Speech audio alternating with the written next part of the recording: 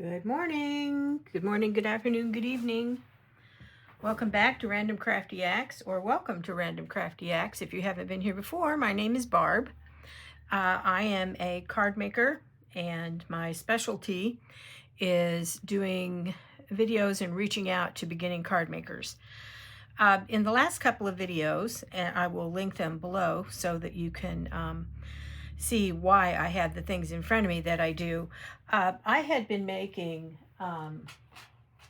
cards, and I don't have them right here in front of me to show you. And I had quite a few scraps left over, and they were pretty substantial, and they were nice.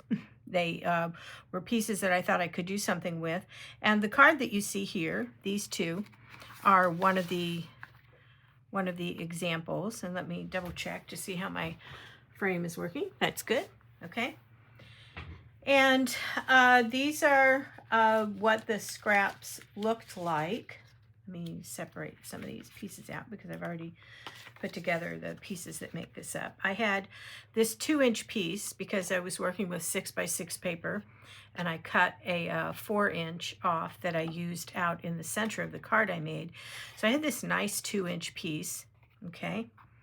And then because I cut that as a 4-inch on a 6x6, and then cut it, it was 4 inches by 5 1/4.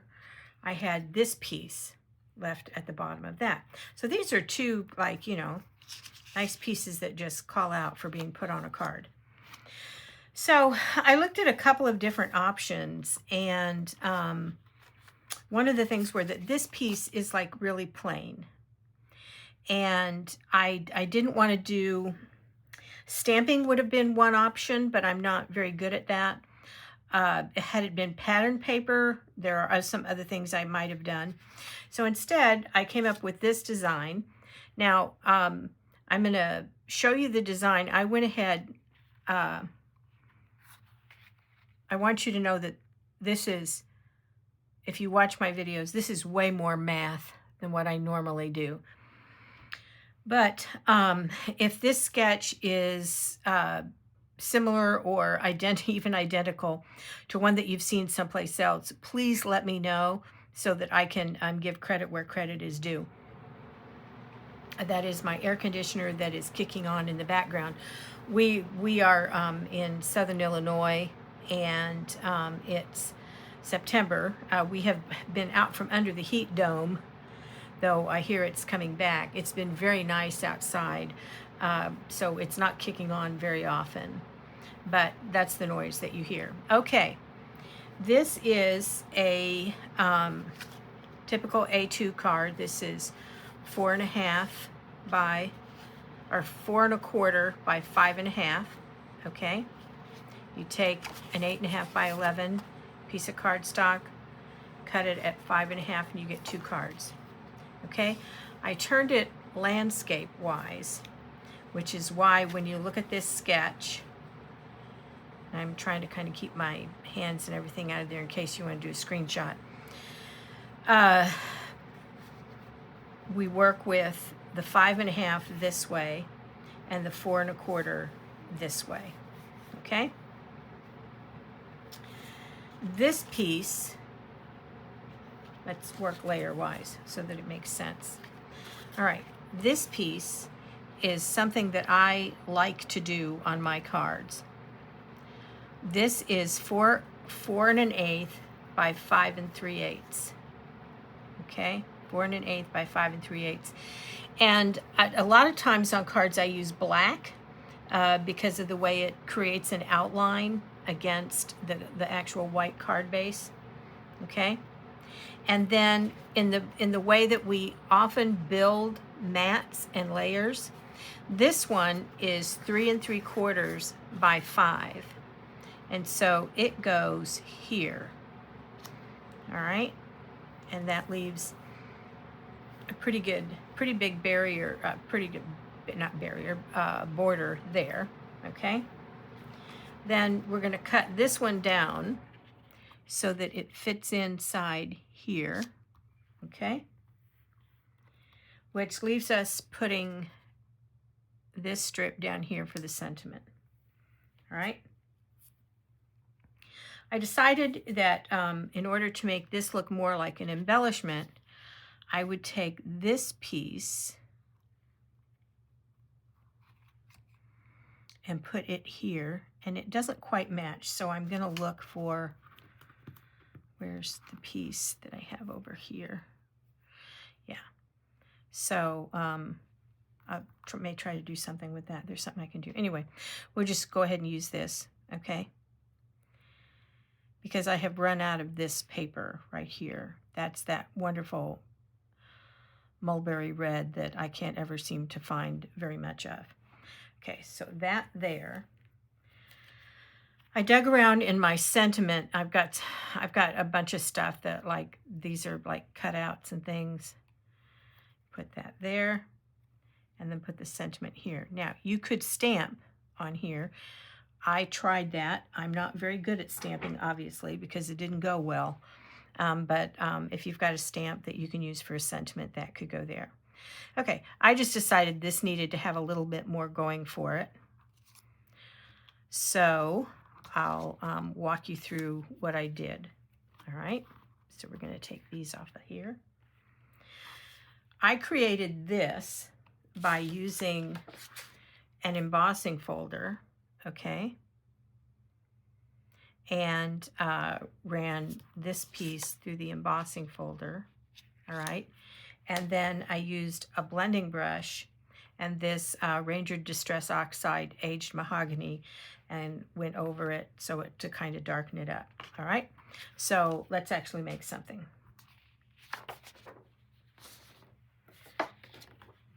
Okay, I have a Sizzix Big Shot fold away.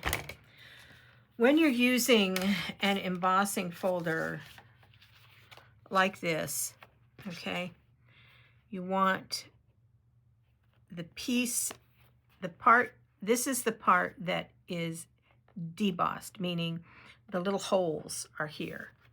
So I want to lay this in here so that the pieces that are sticking up will push up through this to make the design. Now, this is the other thing that I've watched people really struggle with embossing folders. All right, my normal sandwich is this standard platform. I use this thin die adapter. This is a magic mat. You can only get these from scrapbook.com. Okay, I use that because otherwise I have to have two of these, and if I have two of these, then no matter how I flip them, they warp and I end up having to replace them. And once I start going to the magic mat, I don't have to do that anymore, and that's a whole nother video. Okay, so since this is a fairly thick one, I'm pretty sure I had to take the magic mat out and put that in. And then the other thing is to turn, you've got it set up, is to turn it slightly on an angle, because it makes it easier for your machine, for the rollers to handle the thicker one, okay? So the thicker your embossing folder is, and some of the 3D ones are really thick, the less you have to have in your sandwich to make it work. Okay. All right, there we go. Now, another thing that you notice, see, I use this for something, but see, it doesn't show through, so it doesn't matter. All right, you can see the white through here. That's because this is white core paper. All right, there's a difference between white core paper and not white core paper.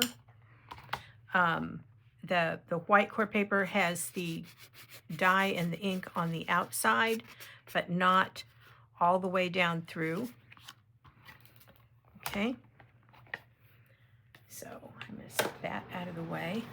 All right, then this is one of my clean ones. I buy those at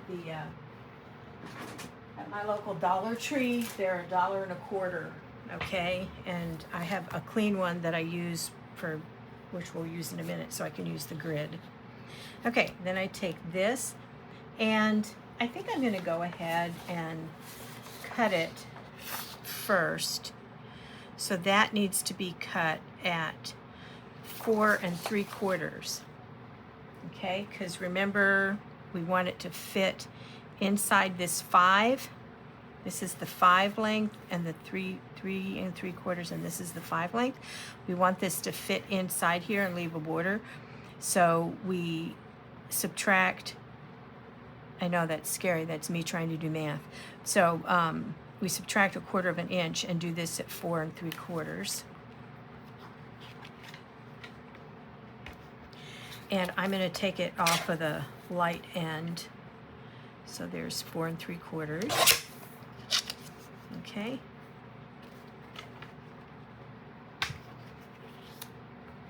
And then I take my blending brush. I don't really remember where I got these. You can always check and see if the makeup brushes are cheaper than the blending brushes, because they do pretty much the same thing. All right, when you are blending like this, you want to start off of your paper and then come on. Okay, and you do that because otherwise when you first touch it down, you'll get like a dome. I'll switch it over and show you on the other side.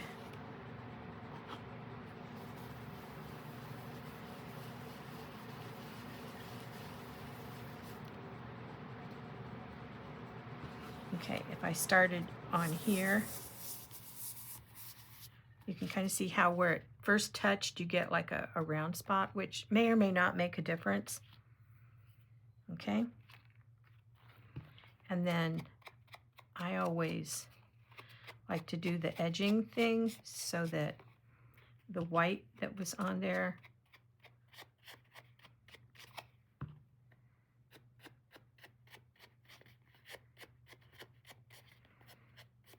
okay. All right, so that just gives that a little bit different detail.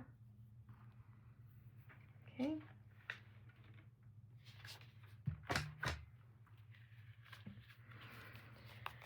All right, so when I'm working like this, I like to build this layer first and then put that on top of here. All right, so I'm gonna eyeball this, as they call it, instead of trying to really measure it, but that would be something you could do. You can use tools with grids.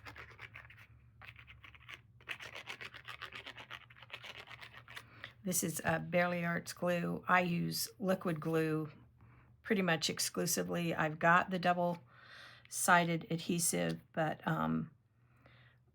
with it, it's like, see, sometimes I have to slide it around just a little bit to get it exactly where I want it. And with liquid glue, you can do that. Okay? All right, now, the next thing is dealing with this. And I've got another project going over here where I need some strips off of that. So I'm going to show you a trick, since this doesn't exactly match that, and that doesn't exactly match that. This piece does. Okay, I'm going to show you something you can do if you're like concerned about how much of this that you have. All right, it is possible, obviously, to lay this across here, okay, and then put this on top of it. But if you notice, you really don't need as much of this. So if that is maybe not even 1/4 of an inch, and this is 1 inch,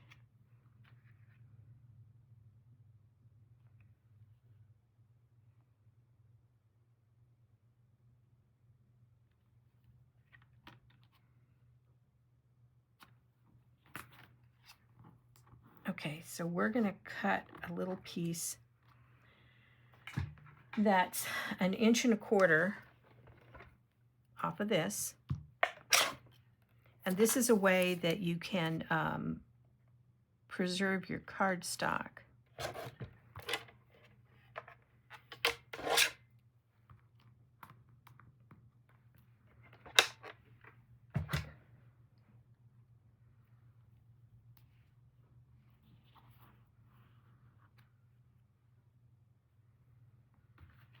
And I have to do this way because my guillotine doesn't do well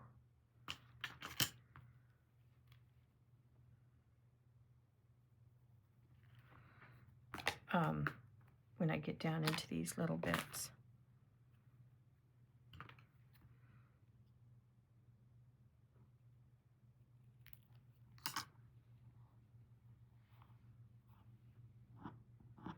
No, that's not going to work. I'm going to hang on to that. I think I can use it over there.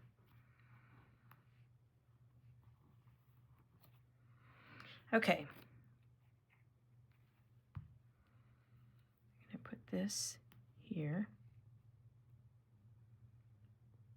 Okay. We're going to slide this all the way over there. And we want this little piece here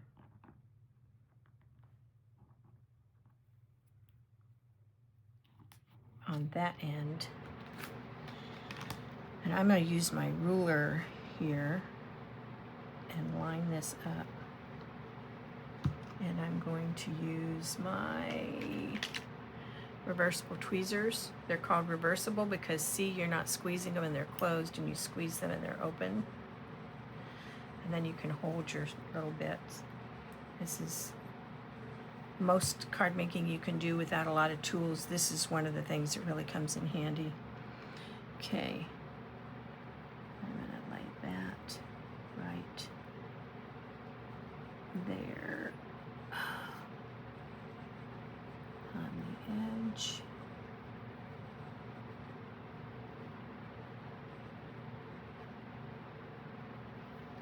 Okay.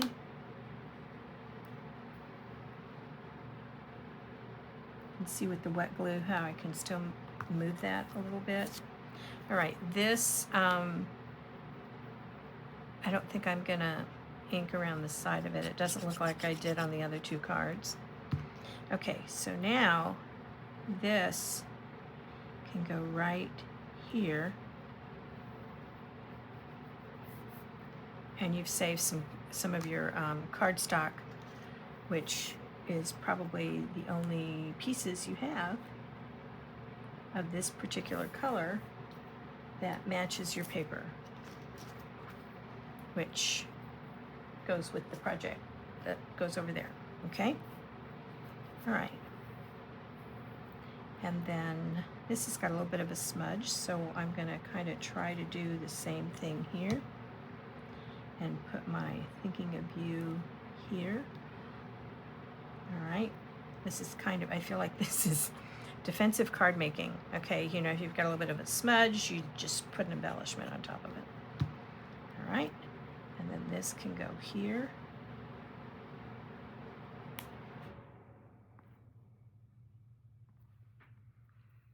All right.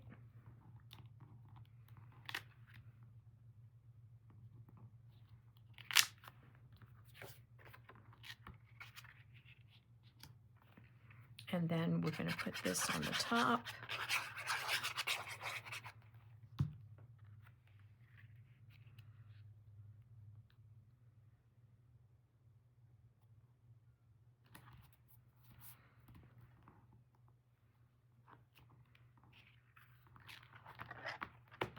And if you're trying to get something like this to smooth it down rather than dragging your hands across the top of it, you can turn it over that way. There are multiple ways to fold this cardstock like this on your card bases. I just eyeball it, okay? You can score it, which is something I don't do. but you'll find other people out there on YouTube that do that. And that was a bone, called a bone folder. It's just a hard piece of plastic. It's not made out of bone, and I don't fold bones with it. Okay, this is going to go this way. So I usually start my lining at the top and then kind of slide it down and over. Okay. All right. So, working with some of the scraps that were left over. Let me get my sketch back in the picture. Okay.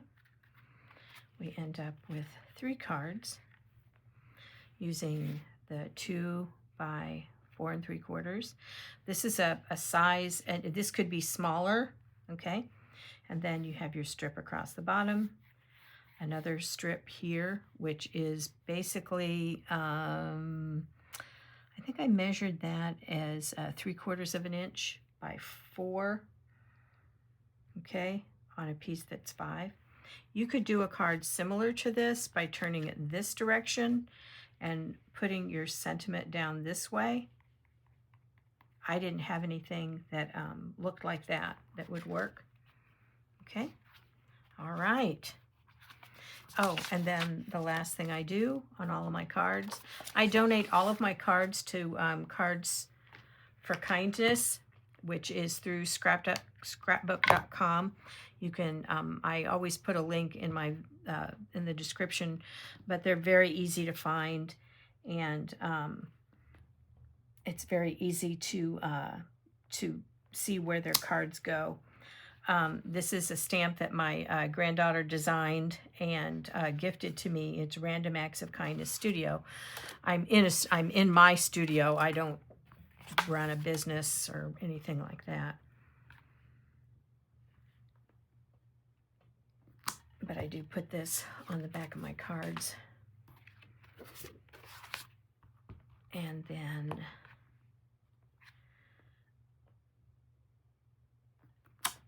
it's a good stamp day. Sometimes that don't work quite as well. Okay. All right. So we have 3 of those. All right. And I'll get this picture back again. And again, I don't know where I came up with this. I'm sure that this, I've been working with card sketches, and I'm sure that something similar to that is out there somewhere. If you haven't already subscribed to my videos, I would really appreciate it if you would subscribe to my YouTube channel. When you hit the subscribe button, if you haven't done that before, it's going to ask you to do something, and basically all you're doing is setting it up with your Google. Most of us have, a lot of us have Gmail now, and you can basically use Google when you set up an account like they're talking about. Again, it doesn't cost anything. They're not going to start sending you emails or anything. And the same thing with subscribing to my channel. It doesn't cost you anything. I'm not going to keep sending things out. I'm just trying to, it helps push these videos out to beginning card makers. And that's something that I really like to do. Okay, thank you for sitting here with me and doing this, and keep checking. I'm going to be, I keep putting videos out because I can't stop making cards. Thank you.